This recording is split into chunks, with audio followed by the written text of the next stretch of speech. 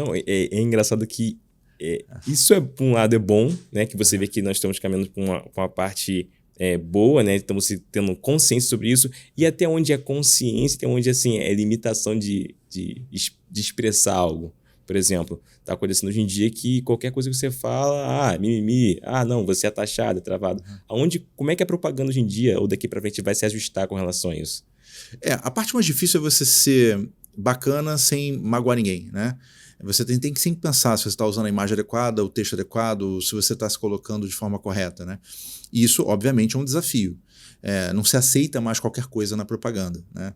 Se você olhar, por exemplo, as televisões e olhar os comerciais, todos têm negros, pessoas que são homossexuais, você vai enxergar diferenças de corpos, ou seja, um corpo mais gordinho, um corpo mais magrinho, um corpo mais alto, mais baixo, cabelos diferentes, tons de pele diferentes.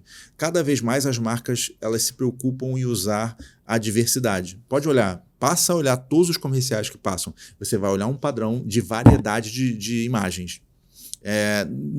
Quando a gente olha para o pequeno, obviamente que o pequeno ele não tem o mesmo recurso do que o grande anunciante, porque o grande anunciante ele paga ator, ele consegue produzir a imagem do jeito que ele quer. O pequeno não, ele tem que comprar a imagem, né? Ou ele vai usar uma imagem free da internet. Sim. E vai ter aqueles bancos de imagem com cenas todas americanizadas, sabe? Aquelas famílias de cara americana.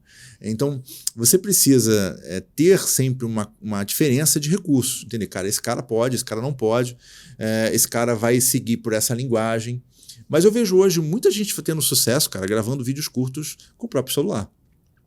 E a gente atende clientes fora do Rio de Janeiro, porque a sede da empresa é no Rio. Mas eu tenho clientes em Brasília, eu tenho clientes no Sul, eu tenho clientes no Nordeste. A gente tem cliente até fora do Brasil hoje, tem cliente na Suíça, Bacana. tem cliente em Miami. O material vem pronto, o cara grava com o celular dele, sabe? Não tem mais dificuldade de produção de audiovisual hoje em dia. Os celulares são extremamente bons. Você tem iPhone 14, você tem Galaxy, Samsung, sei lá, 23, S23, câmeras super modernas que fazem uma boa produção. E você pega aquele material, dá uma editada, bota uma vinheta e coloca no padrão e divulga. Acaba que hoje não tem mais desculpa, né? Tem a pessoa que não tem um direcionamento do que fazer. Exatamente. Aí a agência que faz o papel mais importante da história, que é o roteiro. Cara, você vai gravar isso aqui nessa posição. Sim. Esse texto. Sim. E aí a gente consegue orientar o cara a fazer um vídeo bacana, sabe? Tem que fazer um vídeo, tem que pegar, botar no formato certo, a qualidade. Isso. Tudo isso para o cara ter aquelas redes bem trabalhadas, ter um meio de distribuição. Exatamente. A gente fez um trabalho agora recentemente, que era um cirurgião plástico.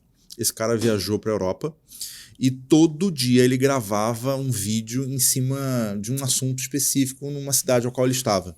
Então a gente orientou ele, né, qual era o tipo de vídeo que ele ia fazer, se ia ser no pôr do sol ou no sol nascente, se ele ia estar a favor da luz ou contra a luz, porque isso dá uma diferença no rosto da pessoa, a lapela que ele ia usar, aquela lapela sem fio, feita para celular. A gente deu toda uma orientação, fizemos uma reunião de briefing, criamos um cronograma de pautas, o que ia ser falado em cada dia. Ele mandava o material para a gente editava e fazíamos a postagem. E o negócio rodou de forma perfeita.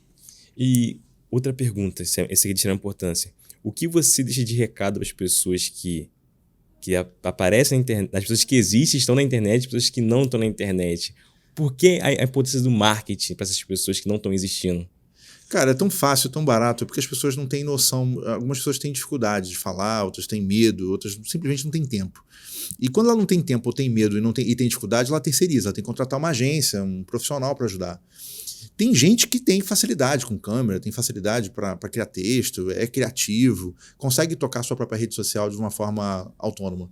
Mas tem gente que não, e para isso que tem agências de marketing para ajudar. E, enfim, a Mais Resultado está aqui para ajudar da melhor maneira possível. Obrigado. Emanuel, uma coisa que eu achei muito interessante, eu acho que histórias se conectam. Eu queria saber um pouco da sua história. Como é que você entrou nesse mercado? Eu já ouvi um pouco da história, eu gostei. Eu quero que você mostre para o público que é possível chegar onde você chegou com relação à sua história, que você que conecta. Como é que você pode sair do zero e chegar onde você quer estar? Cara, minha história é muito simples. Eu nasci numa família muito pobre, complexo alemão, favela. Minha mãe veio de uma família de várias pessoas que ela teve que trazer do Nordeste, então, ou seja, os irmãos, enfim, pai, etc.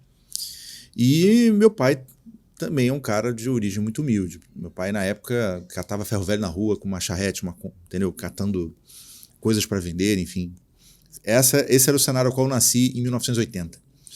Lembro da minha mãe carregando água na cabeça, não tinha água em casa, pra você ter uma noção.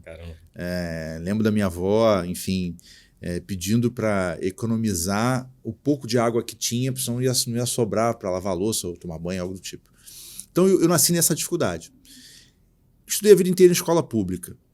Quando eu entrei na adolescência, eu falei, cara, eu preciso ganhar dinheiro. Eu busquei escola técnica. Na época, os meus amigos faziam escola técnica de contabilidade, administração. Eu busquei publicidade. Era uma coisa que eu gostava. Eu falei, já que dá para fazer publicidade, eu vou fazer esse caminho. Lembro que meus primeiros materiais eram materiais impressos, marca para um amigo, um panfletinho, um cartão de visita para outro. Eu fiz para minha mãe tinha um salão de beleza na época. A gente fez o cartãozinho dela, o panfletinho dela e tal.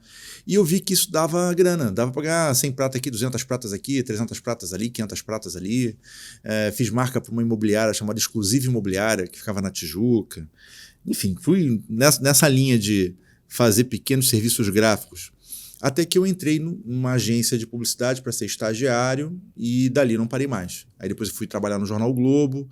Do Jornal Globo eu fiquei 14 anos lá trabalhando como vendedor de publicidade. Trabalhava nos jornais de bairro. Vendia anúncio batendo porta a porta. Enfim, era uma vida de rua. Todo dia ir para a rua e ter que vender. E chegar de manhã às 8 para o chefe e falar, ei, chefe, vendi tanto. Aí a galera batia palma, ei, legal, vendeu. Aquela história de equipe de venda, né? E o Globo foi uma grande escola, assim, para mim. E pena que o papel, por conta da internet, foi perdendo a sua relevância. E aí eu percebi que eu tinha que mudar a minha vida, já que não havia mais oportunidade para eu continuar na empresa, já que a empresa estava entrando em declínio, eu tinha que buscar o local onde estava tendo crescimento. E aí abria mais resultado, atuando com os mesmos clientes que eu atuava nos jornais de bairro. O médico, o dentista, a padaria, o restaurante, a clínica de estética, o pet shop, enfim, aqueles caras do comércio local que precisavam de um apoio lá no Facebook na época, porque não existia Instagram, tá? Sim.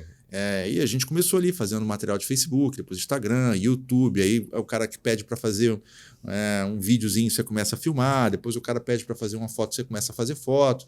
Quando você vê, você tem um monte de gente trabalhando para você. Foi exatamente assim.